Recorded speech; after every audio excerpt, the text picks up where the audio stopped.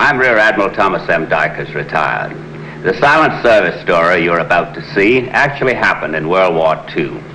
For reasons that will become obvious, the names of the submarine and the men who sailed her have been changed. It is the story of two extraordinary achievements, one by the submarine, the other by an individual member of her crew.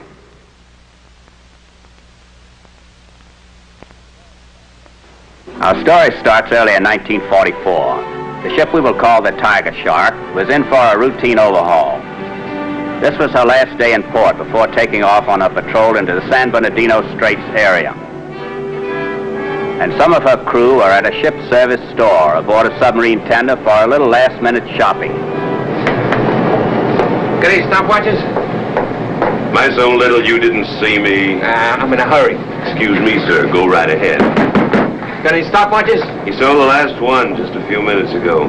Huntley beat you to it.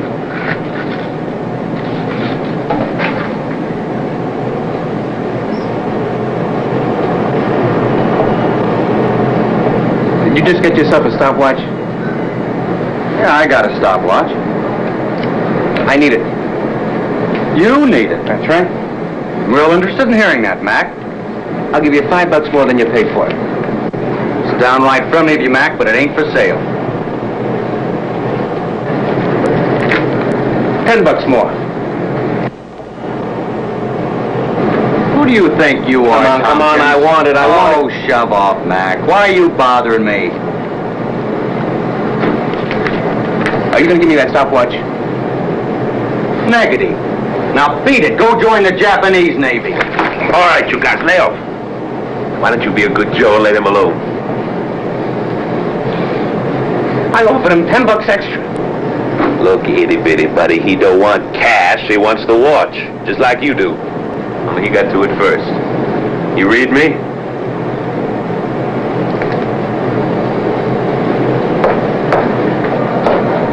A million guys in the Navy, I had to draw him for a shipmate. Forget it, Huntley. He's a good Joe, really. Oh, yeah, sure. He's just got an elephant on his back for some reason. I don't know.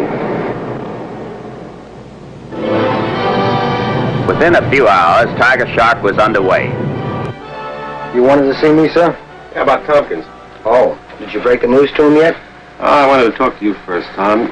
You know the man better than I do. What about him? He's not the easiest person in the world to understand. One thing for sure, though, he's a first-rate submariner. Subs seem to be the one interest he has in life. Aside from harassing his shipmates, you mean? You heard about that stopwatch incident at the ship's store. Oh, who made this? I did? I'm sorry, sir. I didn't know. Have him come in. He should be waiting out there now. Tompkins? Tompkins? You know we've recommended you for a promotion. Yes, sir? I was wondering whether you fully understand the responsibility that goes with being a chief in charge. I think I do, sir. Now, I mean in the broader sense. Stirring up resentment among the crew, it reduces their efficiency. The energy of every man on board has to be directed toward one thing, licking the enemy. Not 99% of the time, but 100%. Permission to say something, sir? Granted. Well, sir, I've always tried to, try to do what you're telling me. But, sir, I know it just doesn't come out that way. It won't affect my promotion, will it, sir? Your promotion's already come through, just before we get underway. You made chief. Congratulations. Thank you, sir.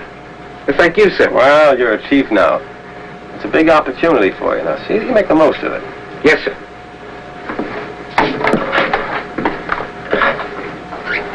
Well, I hope I got through to him. We might be needing especially clear heads on this patrol.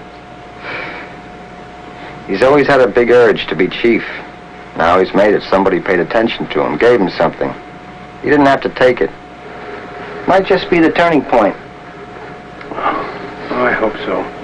Expecting a rough one, sir? Well, the Japanese are riding a lucky streak, making the San Bernardino Straits area pretty hot for submarines.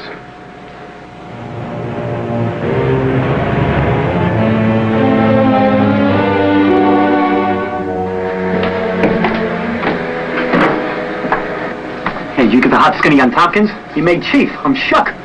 That don't bug me. I got some hot skinny on the patrol, though. It's gonna be a doozer. Oh, yeah? Where'd you hear? The skipper and me. We're like that. He's my adopted son. You know that. Well, I just hope Mr. Big don't start pulling rank on us. That's all we need if we start catching it. What are you worried about, anyway? Tompkins made chief, so the world's coming to an end? It could. For us on this boat. Who's to say it's not going to be good for him? Look at me. Before I made chief, I was nobody. Joe Blow. Then, boom. One of the fleet wrestling champions. Now meet somebody senior grade, Phil Wilson. Yeah. You made chief. It gave you confidence. See what I mean? With Tompkins, it's nothing but a license to be a real heavy. You like that? He still thinks it's funny. Yeah, I ain't going to say you're wrong, Ernie. I just ain't going to bet either way.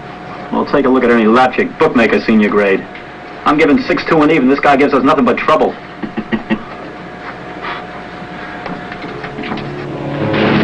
For the next few days, the Tigershark sailed towards her assigned patrol area without incident.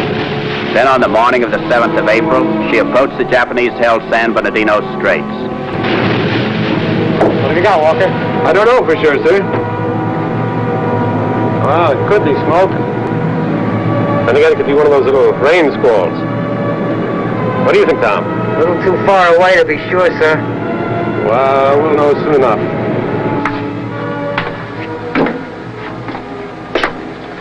Huntley. Hi. Fox schedule come in yet? Uh-huh. Hey, look, got any latest news like they're having a rough time back home? Yeah, real rough. Hey, look, Huntley. I mean,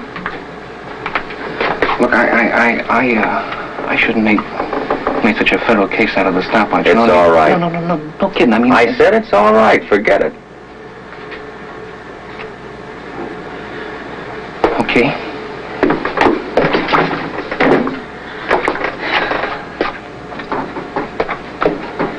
How about that? Trying to bury the hatchet. He's a phony. Inside, he's still a stinker. You know, I don't dig it, Ernie. All this milk and honey all of a sudden. What do you got, spaghetti for brains? He's been playing Mr. I Love Everybody ever since he made chief. Maybe the skipper will recommend him for warrant officer. See the picture? Yeah. Anybody fall for it? You kidding?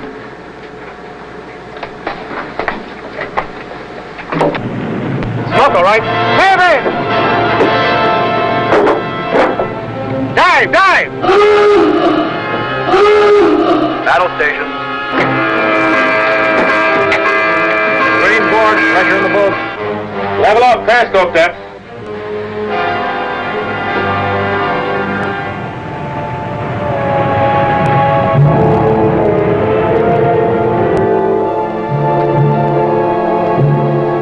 Feet. Let's go.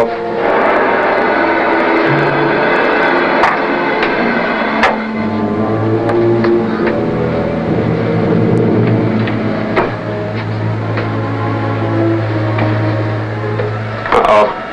Convoy 3 ships. Escorted by Tin Can. Here we go. Downscope.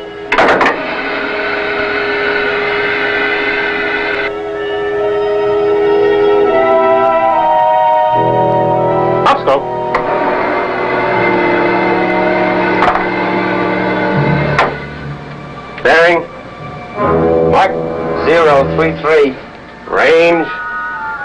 Mark 5300. Downscope.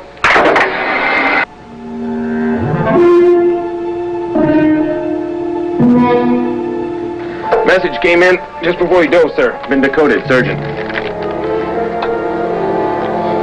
Orders to evacuate the area immediately. They say why, sir? Didn't say they'll contact us. Setting it for the senior prom or something. Secure from battle stations. Secure from battle station. Up scope. Have a last look.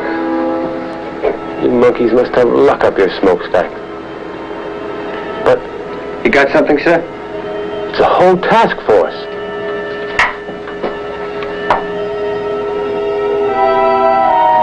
It looks like the whole Japanese Navy. Cruisers. 1, 2, 3, 4. 4 columns of 2 heavies each. screened by tin cans. 1, 2, 3, 4, 5, 6 of them, all 2 stackers. I'll bet they're headed for the Marianas, Tom. Downscope. The Marianas, sir? Yeah, we've got a task force of our own there. It's a big battle going on. Those monkeys are going in to hit them from the rear. If we obey orders and evacuate, they'll murder our ships. If we stay here, surface in daylight, I'd warn them by radio. I have to tell you, Tom, we may be signing our own death warrant.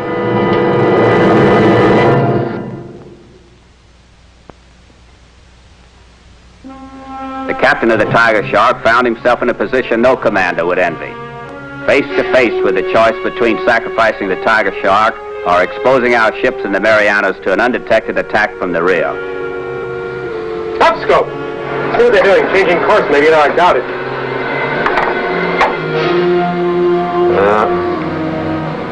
Holding course all right for the Marianas. Uh-oh, trouble. Take it down, 150 feet, rig for depth charge. 150 feet, rig for depth charge.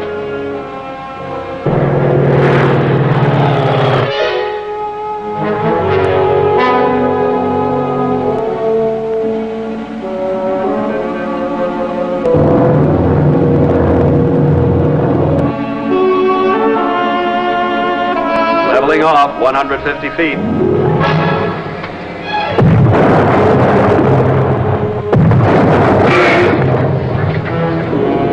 The depth charges started to come thick and fast. No time now to think about making decisions. There was only one thought aboard the Tigershark: survival.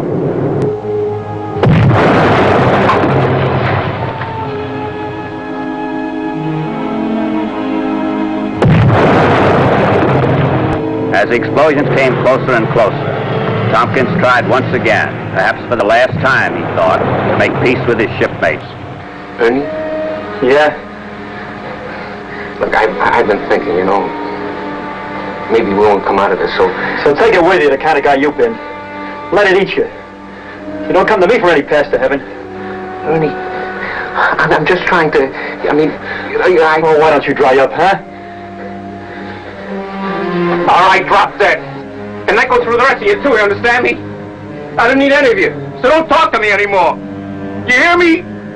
Do you hear me?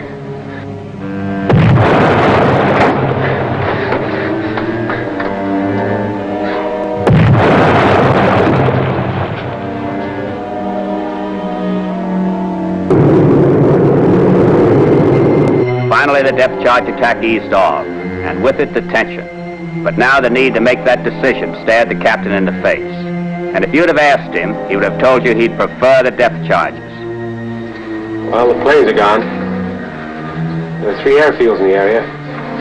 They'll be gone for very long. We're staying, Tom. Aye, aye, sir. I don't mind telling you, I don't like sending men up to die without a fighting chance. This is one time I'm glad I'm not the captain. Well, the least I can do is tell him what the score is. This is the captain. We sighted a big task force up there. I guess you know their air cover spotted us and sent down its regard, but what I wanted to tell you is this. That task force is sneaking up behind our ships at the Marianas. They'd wipe them out, unless we can get a message through. Warn them what's coming. Now, when we surface, it's going to be rough, very rough. In fact, if any of you pray, we can use all the help we can get. Plane her up 60 feet. Here's a message for the force commander. Urgent. Large enemy task force sighted latitude 1250 north, longitude 124.45 east, course 085, speed 16 knots. Apparently headed Marianas. Now have them code that, get it off as soon as we surface. Aye, aye, sir. And so the Tigershark made her first move towards the surface. It wasn't going to be that easy, however. High-speed cruise bearing 337. Turn on your speaker sound. 60 feet, sir. Hot scope.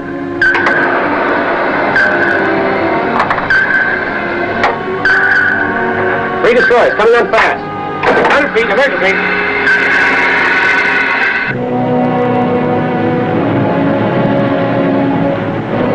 Directly over us, sir. Take her up to periscope depth.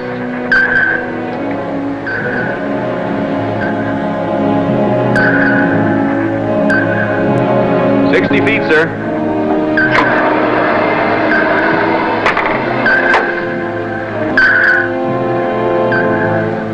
Wouldn't you know it? Bring it on again at 100 feet. Radio will start sending soon as we surface. If we ever surface, they're pinning us down, bombers and destroyers. High-speed screws coming back, sir. If we don't get the message off soon, it'll be too late. For the Tiger Shark's crew, the deadly game of cat and mouse was harrowing. So much more so because there was little hope at the game's end. All right, we'll try again. Periscope depth.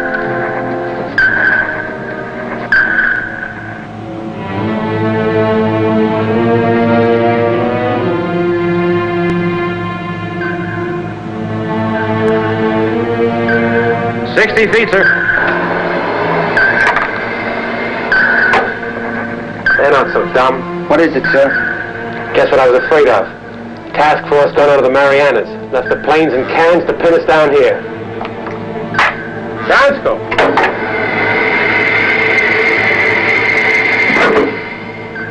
Well, I've had it. Radio, ready with the message? Coded and ready, sir. And here we go. Surface.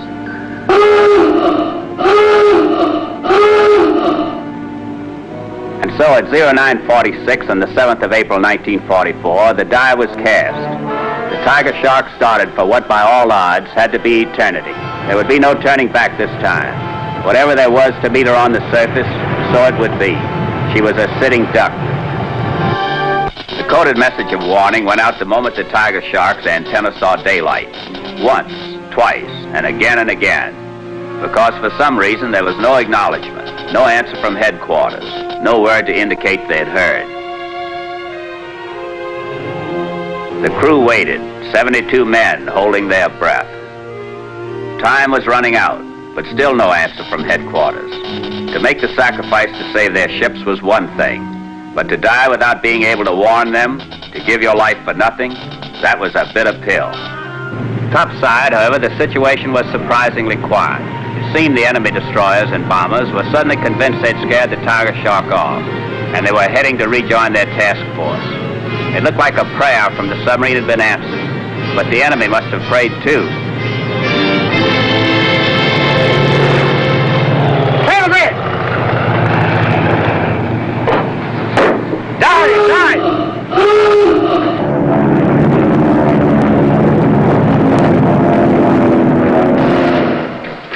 Take her deep, brake for depth charge.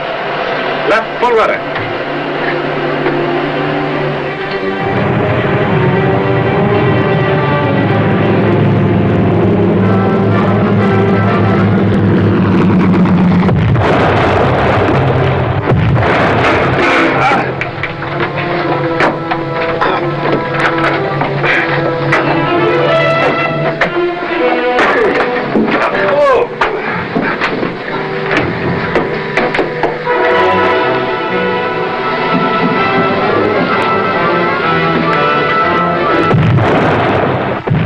Bomber scored a rare direct hit, and the Tiger Shark was settling fast.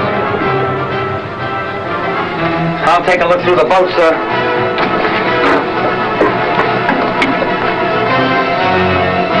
But Lieutenant Hadley got no further than the control room. With Lieutenant Walker, the diving officer, too badly injured to carry on, the executive officer took over his station. By the time the Tiger Shark was passing a depth of 280 feet, the damage reports started to come in. All compartments report damage, sir. Forward engine room pressure hull dished inboard. Rudder jammed hard to port. Motor room taking water fast.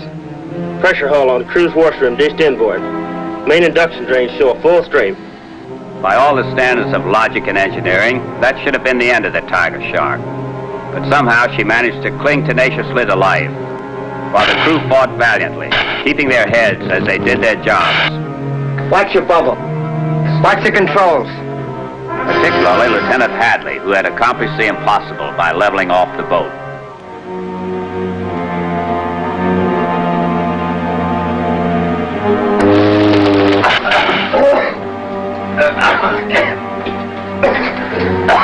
Then another report came through, and it had the sound of doom.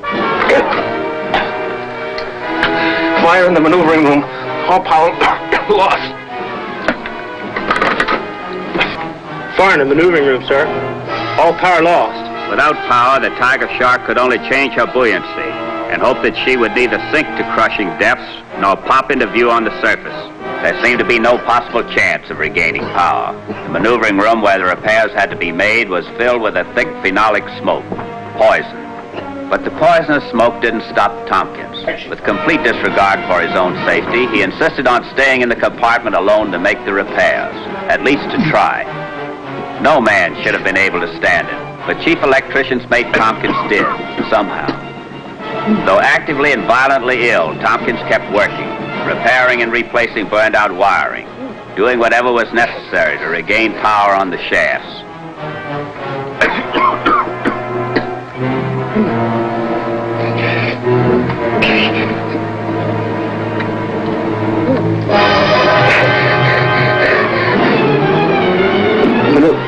The maneuvering room reports ready to go ahead on a starboard shaft. Tompkins, are you? Yes, sir. Good boy.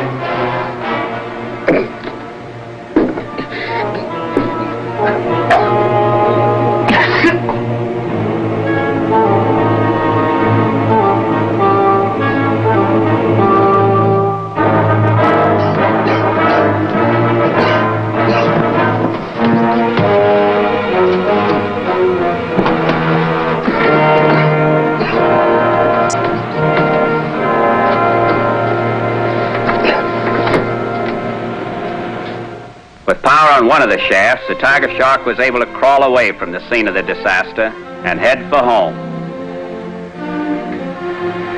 How we doing, Captain? Make it back to port. With a little luck. She's a good ship. Tough. Captain's recommending you for the Navy Cross, Tompkins. Well, you saved the boat and everybody on board. A couple of the boys here would like to see you.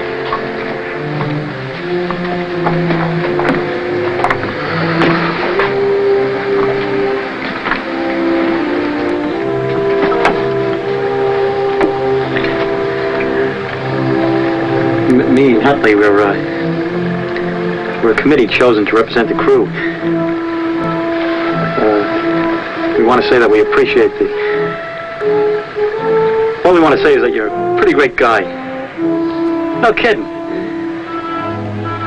We got a present for you. Stopwatch.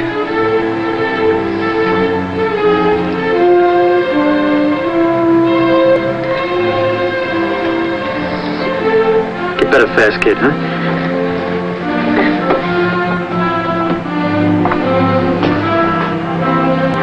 Looks like he might be all right now, Tom.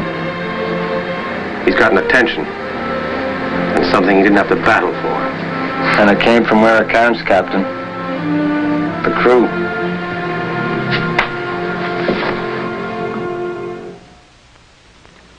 I'll be back in a moment.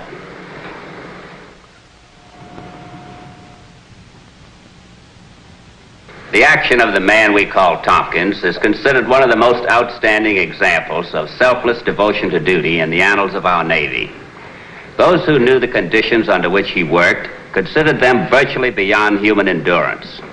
His action will serve as an inspiration and a guide to generations of future submariners. Please join us again for another true story of the silent service.